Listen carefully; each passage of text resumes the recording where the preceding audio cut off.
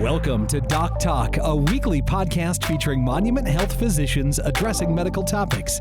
Tune into your health with Monument Health. Hello, everybody, and welcome to another episode of Doc Talk with Monument Health. My name is Mark Houston, and today we're going to be, talking about two words thrown together that are just hard to say: shoulder surgery. And I've got Dr. Ray Jensen, who's with me today, who probably can say it a lot better. You are a member of the American Academy of Orthopedic Surgeons and American Osteopathic Association of Orthopedics. You have a fellowship-trained orthopedic surgeon specializing in arthroscopic. Good God, these words are going to get me the whole. Tough one, yeah.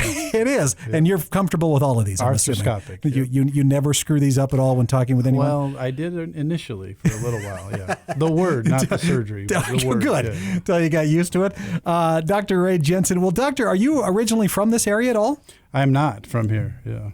Where do you come from? So I grew up in Utah. Okay. And just happened to come here and really like it, so I stayed. Really? Almost every person I've had on this podcast so far has had a similar statement to, no, I'm not from here, but when I looked around to find a place to land, this is where I decided on. Right, yeah, and it's a good place to live. I have a young family, and so that young family is nice to raise here, and I like doing outdoor stuff, so it's been really nice so far. Well, I'm assuming from Utah there was lots of outdoorsy kind of stuff that you probably. I mean, do you have anything specific that you really enjoy doing that you're able to do out here as well? So skiing, I do a lot of skiing, and my kids are on the ski team. I'm one of the coaches up at Terry Peak, and so that's been one of the big draws.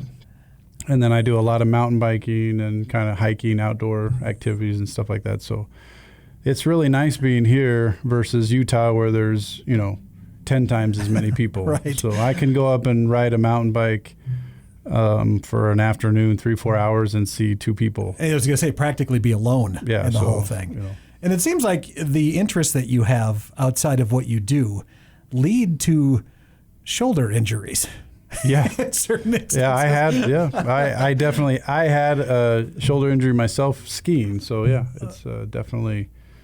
The more activity you do, the more you're at risk. So one thing I think we'll talk about with this podcast, Dr. Jensen, is what's called a shoulder arthroscopy. Did I say it right? Yep, arthroscopy. Yes, yep, it's a fancy word. Arthro is joint, and scopy is cameras. So we have little cameras, technology. Nowadays it's like 4K. Basically, it's a camera about the size of a pen or pencil that we put inside the joint. It has various angles that we can see all the way around. You would fill that joint up with fluid so that you can see, and so that'll distend the joint. And then we use little instruments that are similar in size of pencils and pens that we do the work inside the shoulder.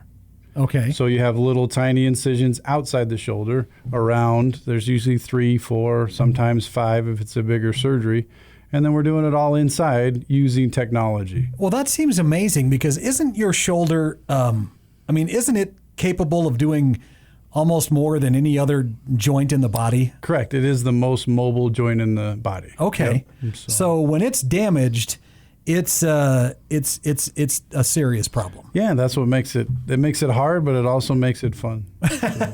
What kind of injuries lead to surgery like this specifically? It's usually the rotator cuff. That's probably the most common. So I think a lot of people, when they hear that, think baseball. Hear that. Yep, you think rotator cuff. It's some people say rotator cuff, but it's like rotator cuff. Cuff, C-U-F-F. And that is the primary kind of elevator of your shoulder. So it helps with the function of that shoulder, to keep that shoulder in the socket, to keep that mobility of that 180 degrees of motion and movement in that shoulder.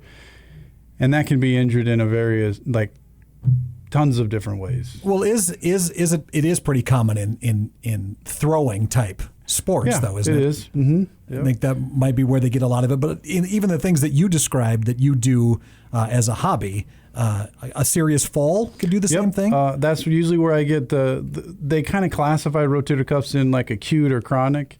And the acute ones, like the one that I had and like the one that majority of my patients have, are ones where you fall. Like I crashed skiing and dislocated my shoulder, tearing the rotator cuff. If I was younger and probably more fit, I would have maybe torn my labrum, which is another type of shoulder injury. Okay. But more common is the chronic injury, that overhead labor, the painter, the miner, the people that are working with their shoulders and just really kind of wear and tear of that rotator cuff eventually leads to failure of the rotator cuff. So is there things you can do? Speaking of, I guess I never even considered stuff like that. Of course, that would be an instance where a repetitive motion in those kind of jobs. Is there things you can do, though, to protect that in those kind of jobs? Or is it you work in that job and eventually something's... Well, I think there's some of both. I mean, you can do some things, rehab, physical fitness, staying fit, diet. I mean, we could talk at end about things that you could do to maintain a health status that's more, but also you have to live life. And if you're working and lifting and pushing and pulling, standing on ladders and doing that kind of stuff, your shoulders are going to take a hit. Right. Sure. Okay. So let's say you've gone in and done the procedures, and you were talking about little tiny microscopes and little tiny tools that really do this whole thing. Yeah. Correct? And once it's all done, you mentioned just small incisions. You don't, in this kind of surgery, there's no more of that big incision to fix. Is there in this kind of stuff? In this kind of surgery, arthroscopic surgery, no, I don't do incisions anymore. Okay. Yeah. Really? So they're about 1 centimeter, if you can picture that, or something that you could fit a pencil through. So that must mean that recovery time for a procedure like this much lower. Initially, you would think that would be the case, and I think it sometimes can be a little challenging because you're like, oh, I have these little tiny incisions, right? It shouldn't hurt that much. Well, but I do a lot of work inside that shoulder. We're repairing rotator cuffs, labrums, biceps, all these things, and so it's still a major surgery, and recovery does take a little while. But the benefit of that arthroscopy is going to be less pain initially. Oh, I see. Less incisional pain, less risk of infection, and there's a various amounts of benefit to doing it arthroscopic, but that would be the kind of the main one. So then how soon can people generally return to normal activities after having a procedure like that? If they follow all your rules, okay, and do exactly as you tell them. So this is with patients it's hard because what's normal activity? For me, a normal activity would be mountain biking. But that's not necessarily a normal activity for other people like you might. Sure. A normal activity. When can I return to work and doing a podcast? Well, that could be 2 weeks. For me to go back to mountain biking, well, that's going to be about 6 months. So we kind of have to, really define what's normal activity. Okay, got it. Typically, people are going to be in a sling. So, that's a reminder of say, hey, I just had surgery. I don't want you to come give me a bear hug. If something falls from the table, I don't want to be reaching out and grabbing it. So the sling for about 6 weeks to say, hey, be careful. And then after that, you just slowly recover. And some people can take months, weeks. Some people, like myself.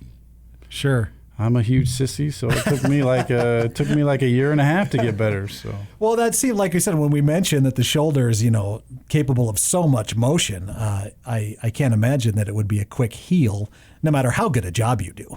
No, it takes a while to get that motion back, and really the strength of that shoulder, because you're asking, all these little muscles. There's, so many muscles that attach to the shoulder and the shoulder blade and the shoulder girdle and your core strength and all this that really defines that increased motion and strength to be able to work in space in front of you and up above you and all this stuff, that those muscles take some time to get better. Well, I never even thought of that. You mentioned core strength that goes along with this. I don't think most people would assume that that's that matters. Yeah. But of course it would. Yeah. That's all that muscle. Because your shoulder is attached to your trunk with muscles and one little tiny bone in your clavicle. So most of your stability is going to come through your trunk muscles. So who's really a good candidate for this kind of surgery that you do? That's a good question. I think, anyone who is, I try to really stay conservative. Surgery's a big deal. Yeah. It has risk. It's painful. It's expensive. It's time consuming. You got to miss work. So I try to really stay conservative when I operate on people to say, do you need this? What do you want to get out of your surgery? Can you stop riding a mountain bike and have your shoulder not hurt anymore? And is that okay?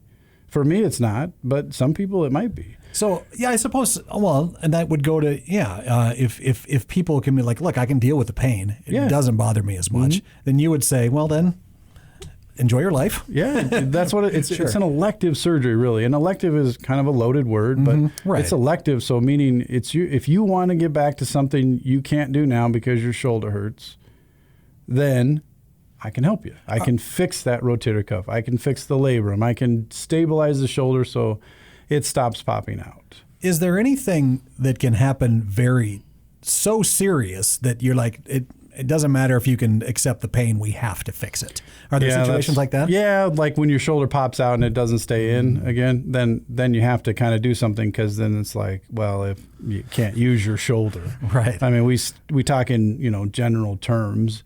And when you have if you have a bad enough injury to your rotator cuff and you can't use your arm at all, I mean, I'm going to be a little more aggressive and say, hey, really should think about doing something. Okay. But for the most part, I mean, I think it's quality of life, and getting back to what you want to do because your shoulder hurts. Right. Yeah. Dr. Ray Jensen from Monument Health talking about shoulder arthroscopy today. God, I haven't screwed it up yet. I've been so proud of myself so far. Thank you so much for talking with us, Doctor. Yeah, this has been super informative, and I'd love to talk to you again, and I believe we will here soon, about total shoulder replacement. Correct. I'd love to have a conversation with you about that down the road. But for this one, thank you very much, Dr. Jensen. It was nice talking with you. Thank you.